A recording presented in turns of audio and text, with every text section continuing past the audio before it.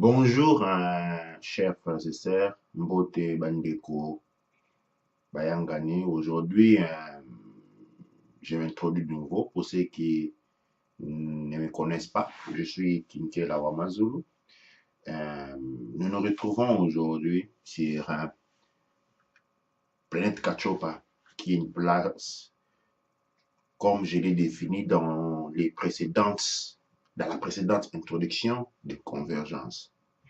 En fait, aujourd'hui, cette vidéo est un point d'analyse, je voulais dire ici, sommaire de ce qui se passe aujourd'hui sur notre continent mère Kachopa. Tout le monde sont en confusion, on ne comprend plus réellement ce qui est en train de se passer. Si vous vous souvenez bien, aux alentours de 2015, pour ceux qui 2015-16, pour ceux qui me suivent, hein, et que je salue avec beaucoup d'affection, quand j'ai commencé la rubrique, je veux dire la page du journal, Kinke Lawamazulu, que vous pouvez aujourd'hui encore consulter www.kinkelawamazulu.com. Aujourd'hui, il a changé de nom. Il s'appelle aujourd'hui Planète Kachopa. Dans les précédentes émissions, j'ai parlé j'ai bel et bien parlé, je disais ici, de la situation que nous avons aujourd'hui à Libye qui explose. J'ai commencé à parler de la traite négrière. J'ai commencé à parler de l'esclavage auquel étaient soumis les Noirs déjà. Et bien avant ça, j'avais commencé à parler de la présence nazie en Afrique. Il y a un livre très important que j'ai utilisé qui parle de Hitler voulait l'Afrique. J'en ai fait une très grande campagne l'année passée, une campagne qui parlait au fait, qui voulait au fait dénoncer la présence nazie en Afrique, tout comme les projets nazis en Afrique, un projet aujourd'hui qui se dénoue devant nos yeux avec une explosion phénoménale, désastreuse. Aujourd'hui, j'ai vu Alpha Blondy, Kofi Olomide parler contre la traite, disons l'esclavage, parce qu'on ne parle pas encore des traites négrières, nous pourrons développer cela. L'esclavage sous lesquels, disons, dans lesquels les peuples Congo, les peuples noirs est plongé à ce moment précis. En fait, il y a quelques années, j'en ai commencé à parler. J'ai parlé de la présence nazie. Ceux qui l'ont suivi peuvent en témoigner. J'ai parlé de l'esclavage qui avait repris d'une certaine manière déjà sur les territoires libyens. Ce qui précède la chute du colonel Gaddafi et ainsi des autres, nous connaissons tous cet argument. Mais ici, chers frères et sœurs, je vais apporter pas des arguments nouvelles parce qu'il n'y a rien de nouveau sous le soleil, mais plutôt une réflexion nouvelle. Et cette réflexion, je la plonge, je la mets devant vous au nom de cette sphère de rencontres que j'appelle Planète Kachopa et aussi au nom de Banakongo, une plateforme de reconstruction des valorisations traditionnelles Congo auquel j'appartiens, dont je suis un des représentants majeurs. Eh bien, l'argument que je vais lancer devant vous, je vais mettre devant vous dans une période aussi dérangée et désastreuse que la nôtre, et celui selon lequel l'esclavage en réalité n'avait jamais fini. Nous avons été bernés. L'esclavage avait changé de modalités.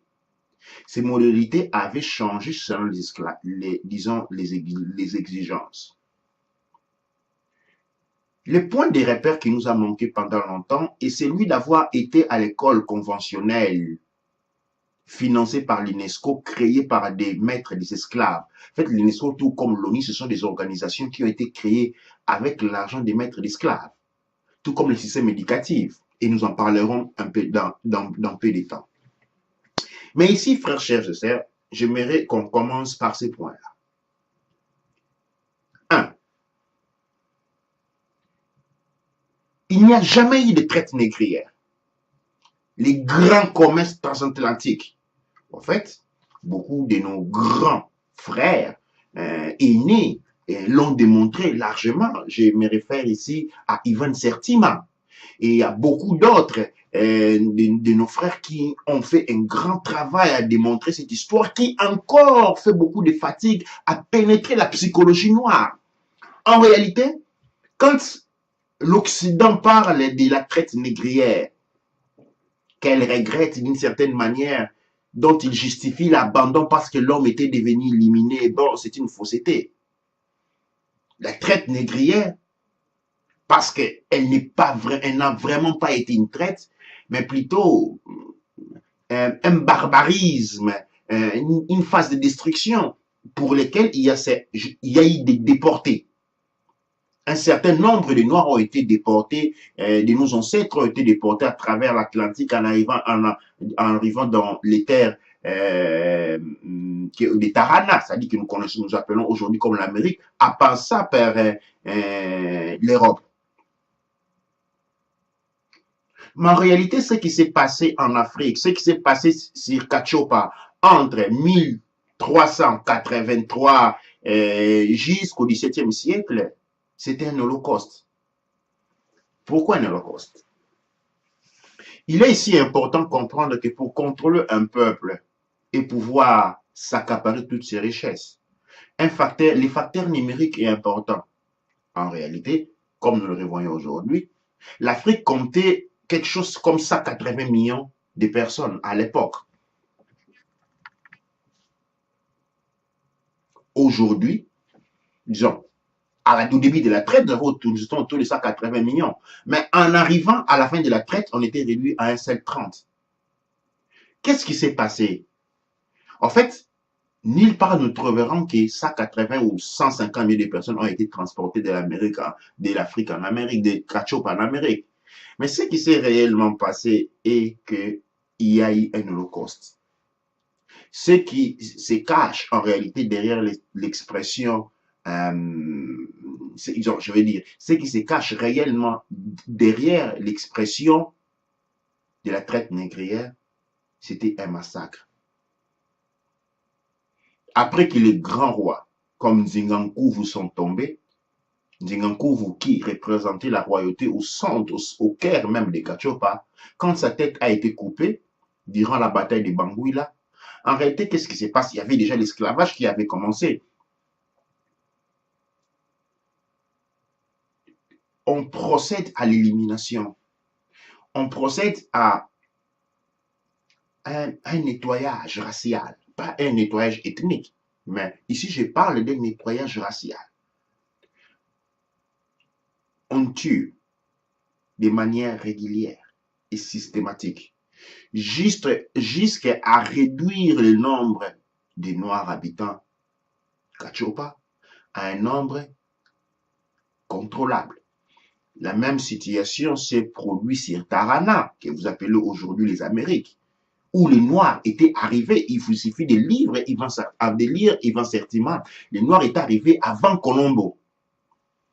Il y a un fameux livre que vous pouvez vous procurer, The Arrival Before Colombo, où Ivan Sertima démontre avec des analyses faites très distinctes qui démontrent que les Noirs étaient là avant. En fait, qu'est-ce qui se passe en Amérique? Sur Tarana aussi, on procède à une élimination systématique des Noirs. Vous savez, l'histoire, quand les Espagnols arrivent aux Haïti, il y a quelque chose comme 2 millions de Noirs. 35 ans après, il n'y en avait pas un seul. Qu'est-ce qu'ils en ont fait? Extermination. Ça a commencé alors. Et ça n'a jamais fini. On a réduit le nombre de Noirs à un numéro contrôlable. Parce qu'il y avait un problème de la modernisation. Il fallait un main-d'œuvre. Alors, le Noir survivant est formaté de manière à ce qu'il sert la métropole.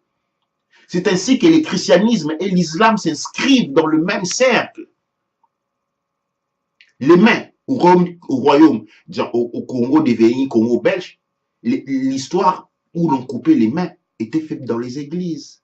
Dans les cathédrales où vous allez prier aujourd'hui, c'est là où vos ancêtres ont perdu leurs mains. Dans les marchés d'esclaves, à Tombouctou, partout au Royaume Congo, c'est encore la même histoire. Hein? C'est toujours la même histoire dont il est question.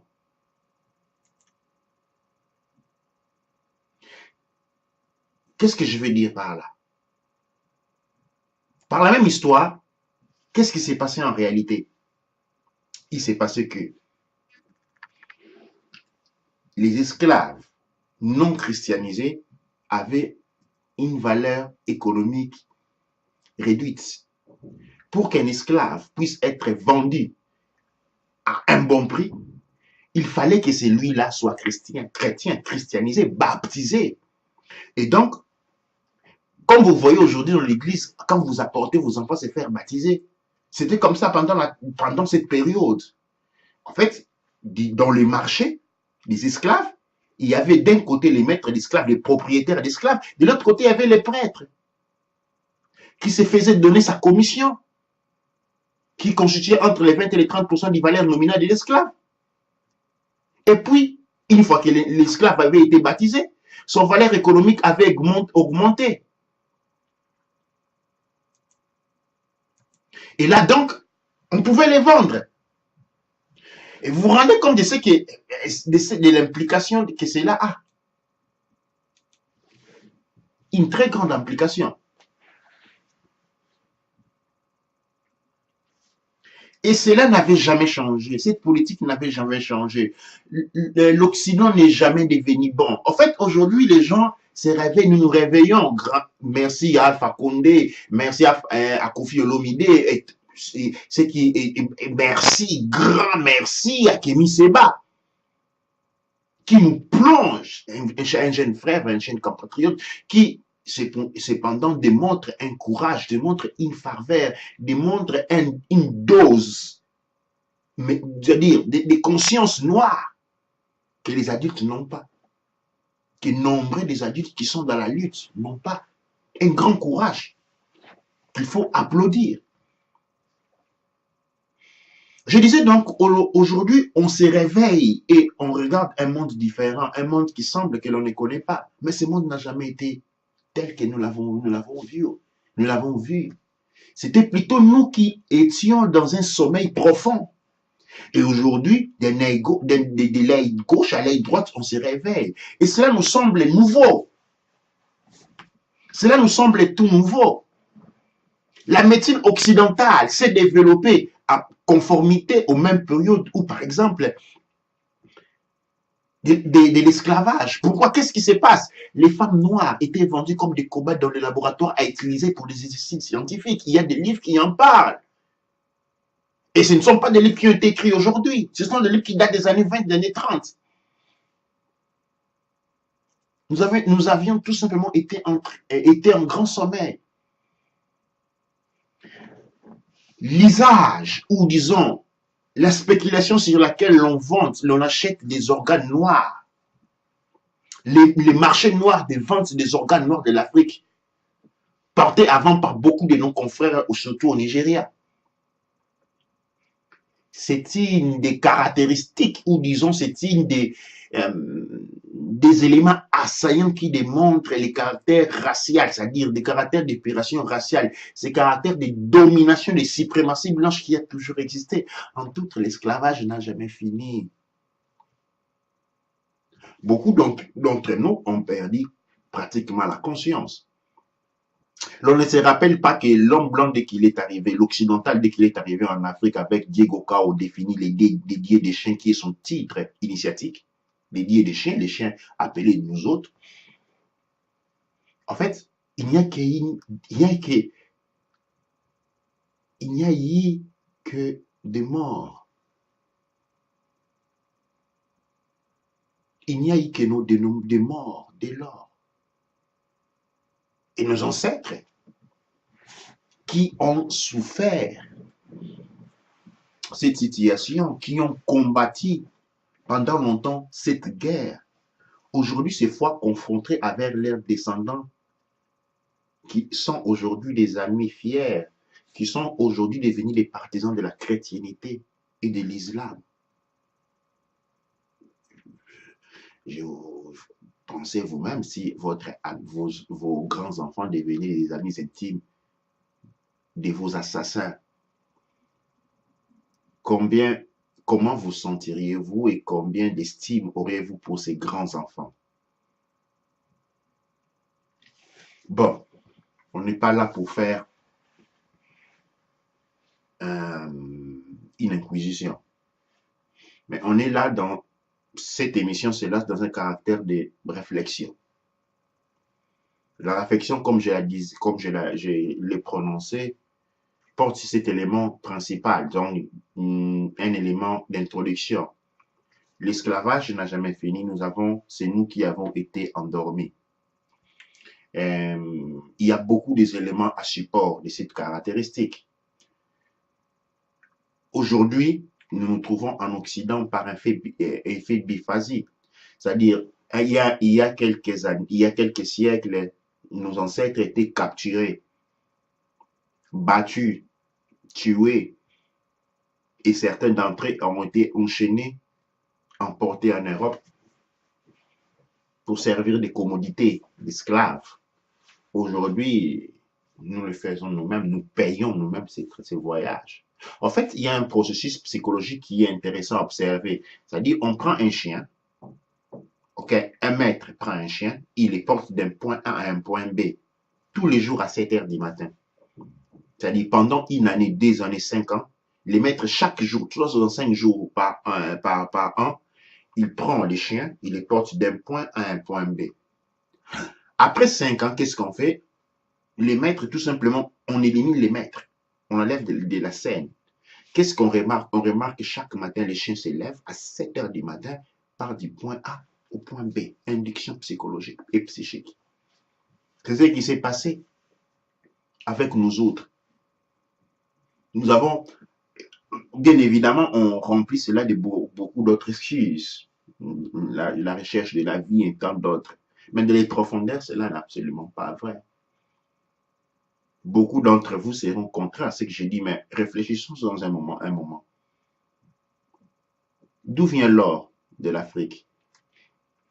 D'où viennent les minéraux avec lesquels on fabrique les téléphones, tous les instruments électroniques qui créent les bases pour avoir une technologie dont l'occidental se vante tant de l'Afrique? Le pétrole de l'Afrique, les bois de l'Afrique, la meilleure alimentation jamais connue de l'Afrique. Alors, si l'Afrique est tant riche,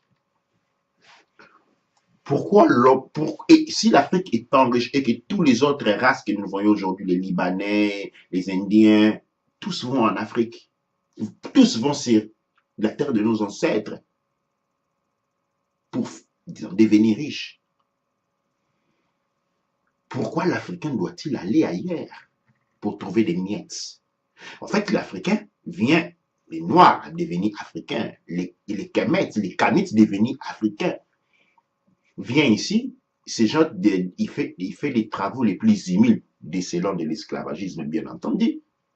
Ou bien il se met à ramasser les bilocostes, ce que les autres ont déjà utilisé pour envoyer chez lui. Nous sommes là encore en train de prendre des miettes sur la table. En Europe, rien ne pousse. L'agriculture est difficile, pendant qu'en Afrique, elle est abondante. Alors, il est absolument pas logique déduire par raisonnement intellectuel que l'on parle de l'Afrique pour venir venir trouver la richesse en Occident. Elle est fausse.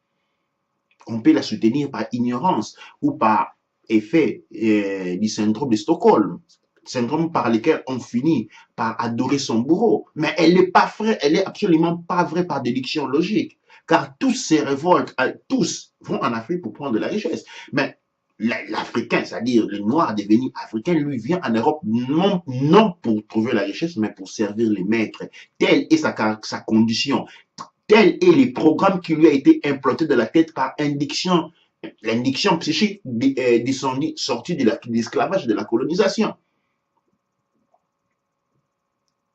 Nous devons venir ici nous faire payer avec de l'argent produit, avec les minéraux, les ressources qui sont venues de là d'où nous venons. Non, absolument pas vrai. Ouvrons les yeux. Aujourd'hui,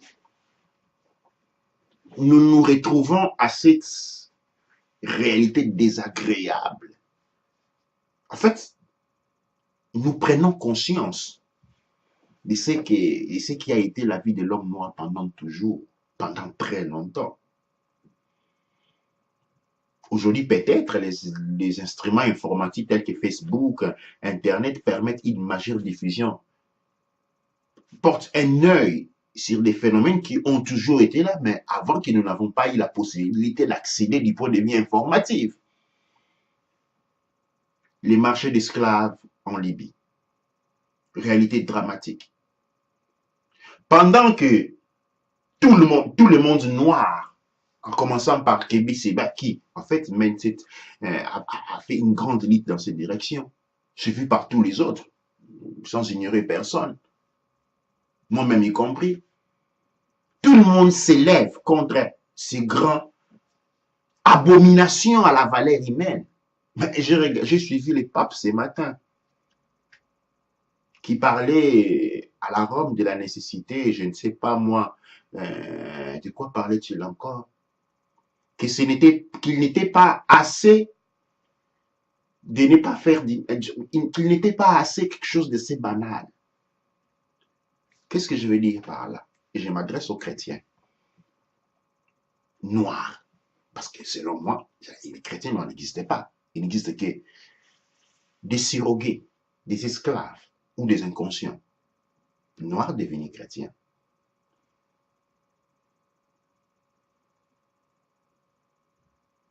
Où est le pape? Où sont vos leaders, les religieux, les imams, pendant que le peuple noir est réduit à l'esclavage? Alors, avez-vous déjà entendu? Avez-vous vu ces grands leaders qui vous bloquent, que vous respectez, à qui vous remettez, disons, vous vous confiez d'une certaine manière, à qui vous faisiez plus affiliation que par rapport à vos ancêtres? Ils ignorent le malheur noir parce qu'ils en sont complices. C'est le pape Léon V. C'est le pape Léon V qui a déclaré la guerre sainte contre les Noirs. Aujourd'hui, ce que nous voyons aujourd'hui avec l'ouverture des marchés d'esclaves en Libye, c'est la même. Et dans cette descendance, c'est la chrétienté qui définit les Noirs un être inférieur, donc il fallait disons, esclavagiser, qu'il était un bien pour un noir d'être esclave. C'est la chrétienté qui trace ses limites. Et ces limites, aujourd'hui, nous le voyons défectuer. Vous savez tous que Hitler était un grand ami de la papauté. Les pactes latéranins qui régissent la coexistence entre, disons, Hitler et Mussolini, c'est-à-dire les nazismes, les fascismes et l'Église catholique ont été signés de pair accord. Il n'y avait pas pression. Comme je dis, nous étions en train de dormir. Et jusqu'encore aujourd'hui, l'homme noir ne comprend pas qui sont ses ennemis, qui sont ses amis, ses amis. Malcolm X dit, homme noir, tu as besoin d'un ami, regarde dans les miroirs. Cela dit beaucoup. Cela dit beaucoup. Mais aujourd'hui, qu'est-ce qui se passe en réalité? Aujourd'hui, c'est parce que l'Occident est en train de mourir. La capacité agricole occidentale s'est réduite de jour en jour. L'année passée, les récoltes n'ont été, se sont élevées autour de 25%. Cette année, les récoltes entendues sont aux alentours, déjà observées, sont aux alentours de 13%. Dans les prochaines années, elles vont continuer à baisser. Donc, encore une fois, nous avons la famine qui va retourner en Occident. Et maintenant, qu'est-ce qu'il faut faire? Il faut s'accaparer une fois encore avec force. Mais il faut partir sur une base de colonisation différente. Elle n'est plus comme celle qui était s'implantée pendant l'époque fordienne où la masse laboratrice était importante dans les processus d'industrialisation. Aujourd'hui, la robotisation a remplacé de manière sommaire tout besoin d'une main-d'œuvre humaine. Donc, aujourd'hui encore, on procède à l'élimination par tous les moyens. on procède encore une fois à un holocauste. Et pour les faire, les raisons pour les faire sont les plus démontrées, les plus étendues, et les plus comprouvées même par la communauté, par l'opinion noire elle-même. Aujourd'hui, on parle d'un danger de la montée de la population noire dans le monde. Oui, les princes anglais, hier, dans un interview, dans un journal anglais, demande un sommet d'urgence pour les problèmes de la superpopulation africaine, qu'il fallait y apporter des solutions intransigeantes dans le plus bref délai. Parce que selon eux, en 2050, la population africaine noire va être le double. M'entendez un moment? Je suis né au Congo et pendant toute mon enfance, à l'école occidentale, j'ai été appris que les taux de la natalité noire étaient très élevés. Qu'en Afrique, très pauvre, au pays d'Afrique très pauvre, seulement 2 enfants sur 5 passaient l'état de l'enfance.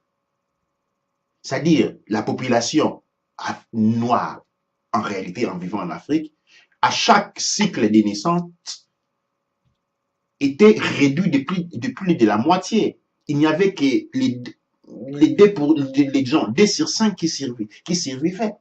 Nous parlons déjà d'une population fortement réduite.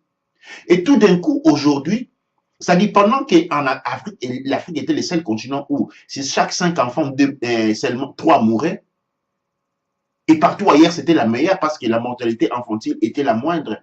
On passe aujourd'hui à un cas où l'Afrique a le problème de la surpopulation. Tout d'un coup, le nombre de morts qu'il y a eu pendant les plus de 40 ans de guerre en Angola, le nombre de millions de morts dont plaire la République démocratique du Congo, les morts qu'il y a eu avec Boko Haram, les morts qu'il y a eu au Soudan, en République démocratique, en République centrafricaine, les morts du Congo d'Iamfoua, avec la guerre créée entre les États-Unis et la France, représentée et jouée en contraposition entre Sassou et Lissouba. Toutes ces guerres, en réalité, tous ces morts ne comptent pas. Car avec tous ces millions de morts, qu'on ne voit qu'en Afrique, c'est toujours l'Afrique qui est le problème de la surpopulation. Et s'il n'y avait pas de guerre en Afrique, s'il n'y avait jamais eu de guerre pendant 45 ans en Angola, s'il n'y avait eu jamais de guerre en Congo, qu'est-ce qu'on dirait aujourd'hui qu'il fallait jeter une bombe atomique? En fait, chers frères, qu'est-ce que je vais faire voir? Où est-ce que je vais en venir? Il y a un acharnement qui a commencé depuis le XIIIe siècle et toujours présent. Mais nous avions dormi pendant tout ce temps. Nous avions dormi. Chers frères et sœurs, nous devons ouvrir nos yeux parce que la chambre à gaz retourne. Un autre élément que je vais mettre sur les pieds ici, c'est la suivante. Avant que je commençais, l'homme noir, scientifiquement démontré, est vieux de 180 millions d'années.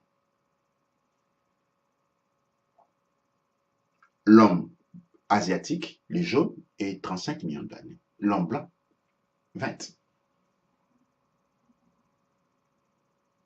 Non, pas millions, genre 480 000, excusez-moi l'erreur. L'homme noir est là, on calcule, on remonte, on l'avait très à 180 000 ans. L'asiatique, ça 35 000 ans. Et l'homme blanc, 30 millions. C'est-à-dire l'homme de Cro-Magnon.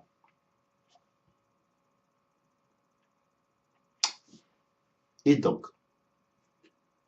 je perds le fil de la pensée, excusez-moi.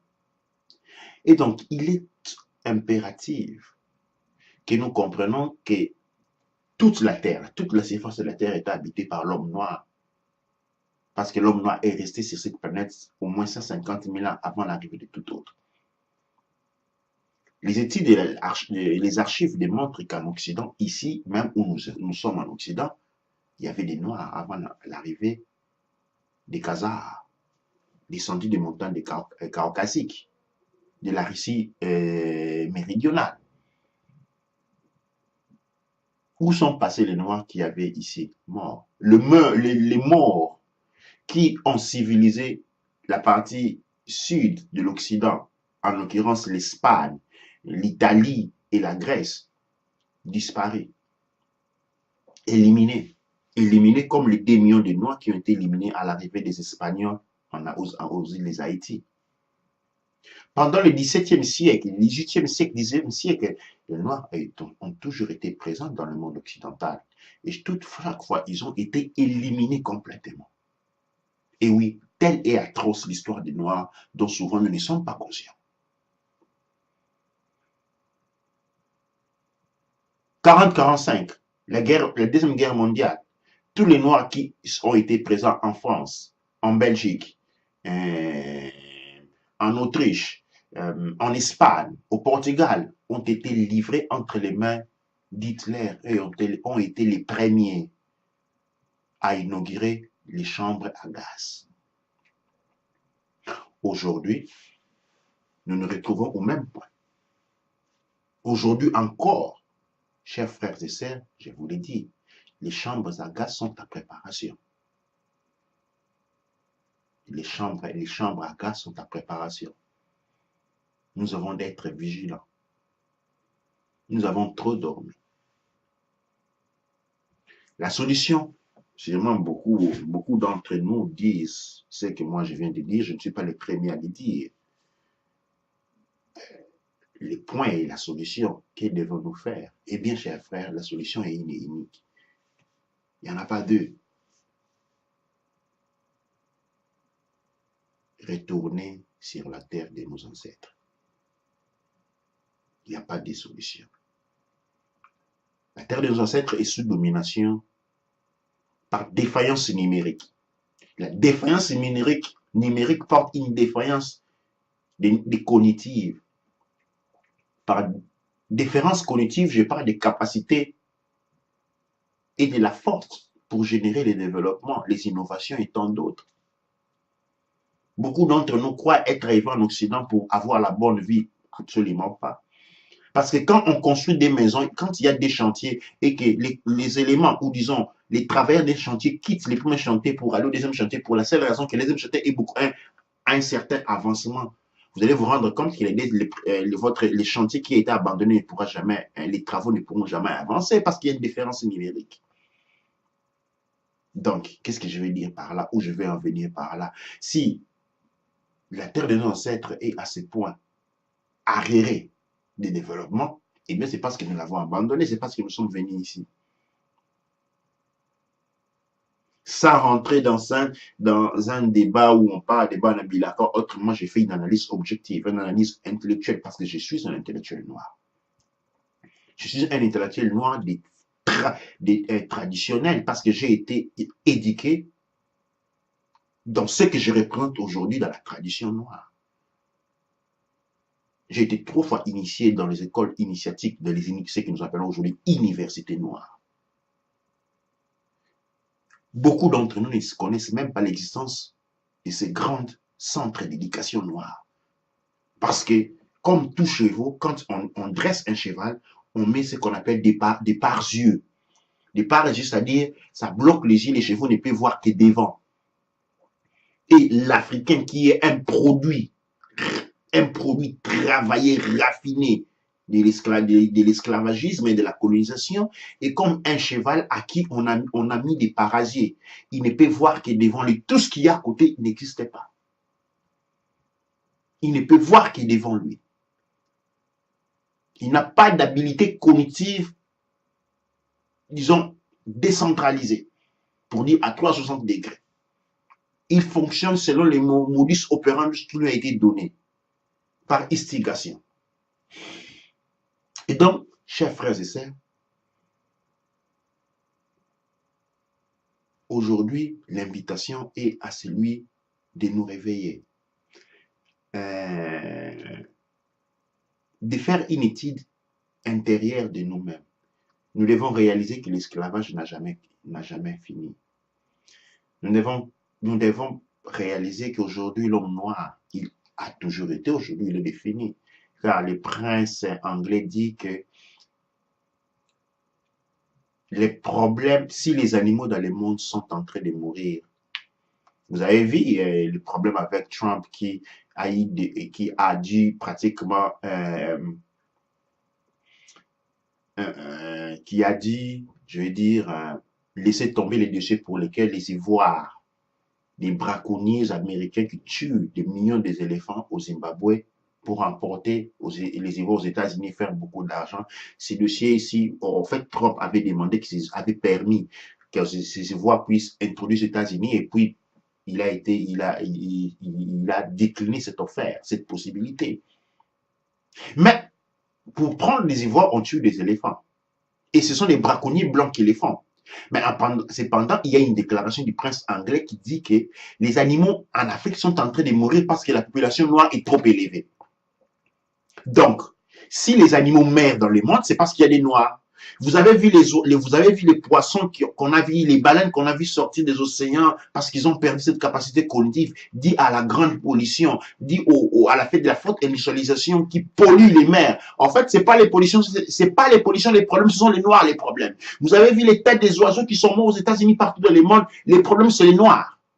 C'est la population noire qui crée les problèmes, donc il faut réduire la population noire. C'est ça la psychologie naziste, c'est ça les nazis dont j'ai parlé, dont j'ai commencé à parler il y a 3 ans. C'est ça l'implication nazie, c'est ça la volonté nazie de mettre la main sur la terre de nos ancêtres, qui encore continue. Et pendant tout ce temps, pendant que toute cette machine avait été mise sur pied, nous étions en train de dormir. On se réveille aujourd'hui, on voit l'esclavagisme qui retourne. Non, elle a toujours été présente. Elle n'a jamais fini depuis qu'elle a commencé au XIIIe siècle. Mais on a trouvé des manières disons, d'association par utilité. On garde un certain nombre de noirs pour certaines utilités parce que nous étions au temps de l'industrie fordienne, où il fallait la main-d'œuvre noire, puissante, qui travaillait les terres. Aujourd'hui, cette exigence est venue à moins. L'exigence est venue à moins, donc vient aussi à moins l'utilité ou les besoins d'avoir des noirs. Et donc, à Kagame, le tyran Kagame avait été offert les titres des régnants du royaume Imatuti, un royaume qui va se créer sur les squelettes des Bantous. Ce que nous avons vu commencer à la République démocratique du Congo, qui a commencé déjà depuis le Rwanda, était en fait les premiers pas du nettoyage racial bantou qui va laisser place à l'empire Imatuti, fait de Tutsis et de Peul, qui sont reconnus par certaines études être des descendants mélanodermes, disons l'écoderme, excusez la tautologie, l'écoderme.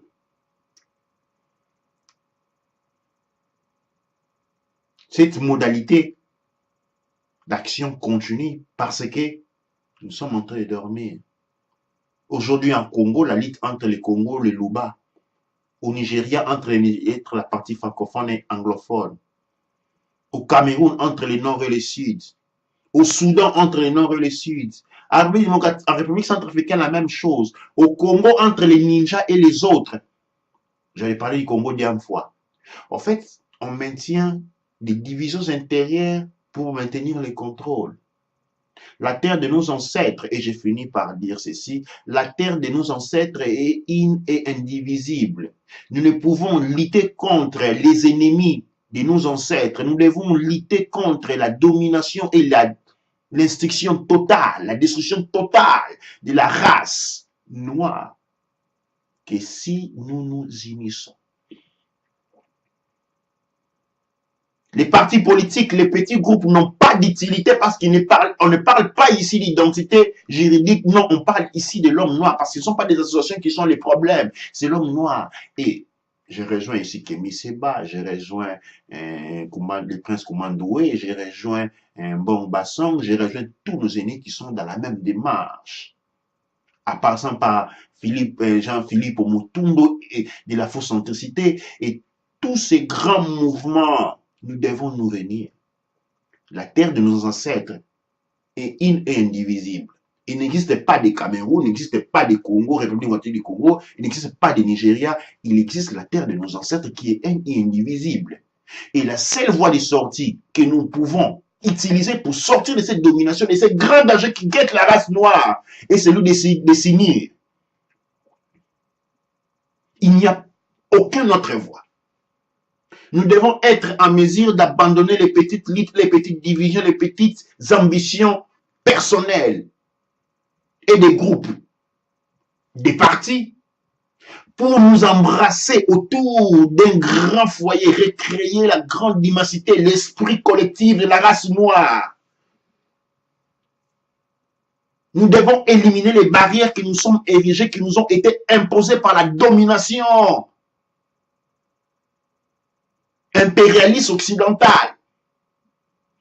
C'est dans ces mouvements d'intégration, de concentration, d'unité culturelle noire, d'unité de conscience, que nous pourrons réactiver les champs morphogénétiques raciaux qui vont nous permettre, qui vont nous doter des éléments de force grâce à l'interposition de l'esprit de nos ancêtres pour pouvoir battre les ennemis de la race noire et leurs alliés une fois pour toutes. Eh bien, chers frères et sœurs, je pense que nous allons nous arrêter aujourd'hui pour aujourd'hui. Je salue tous nos frères, je salue les frères encore présents de l'école qui montent, je salue le frère Kenny Seba, je salue les mouvements, tous les membres des mouvements Bana Congo, Maman Mido, une journaliste très efficace, Maman Yaya Kouyalu, Patrick Jean-Jacques Omotunde, et tous les noms, il y en a nombreux, Gomez,